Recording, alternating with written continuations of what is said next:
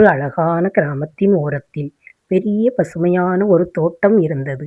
அந்த தோட்டத்தில் பலவிதமான மரங்களும் செடிகளும் ஒன்றாக வளர்ந்து வந்தன. அந்த தோட்டத்தில் இருந்த ஒரு மாமரம் மிக வேகமாக வளர்ந்து உயர உயரமாக சென்றுவிட்டது. அதன் கிளைகள் நாலாபுறமும் விரிந்தன.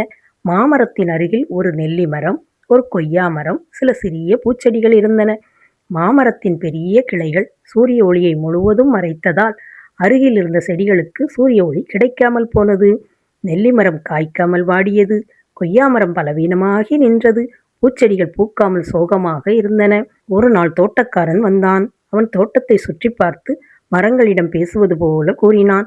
மாமரமே, நீ மட்டும் வளர்ந்தால் போதாது, உன்னுடன் இருப்பவர்களும் வளர வேண்டுமல்லவா? அப்போதுதான் இந்த தோட்டம் அழகாக இருக்கும் என்றான். தோட்டக்காரன் மாமரத்தின் சில பெரிய கிளைகளை மெதுவாக வெட்டினான். அப்போது சூரிய ஒளி மீண்டும் தோட்டத்திற்குள் புகுந்தது. சில மாதங்கள் கழிந்தது. நெல்லி மரம் காய்களால் நிரம்பியது. கொய்யா மரம் இனிய பழங்களை தந்தது. பூச்செடிகள் நிறைய பூத்தன. மாமரமும் மேலும் வலிமையாக வளர்ந்தது. இதனால் அறிவது, நாமும் வளர வேண்டும். நம்முடன் இருப்பவர்களையும் வளர்த்தால்தான் அது உண்மையான வளர்ச்சி.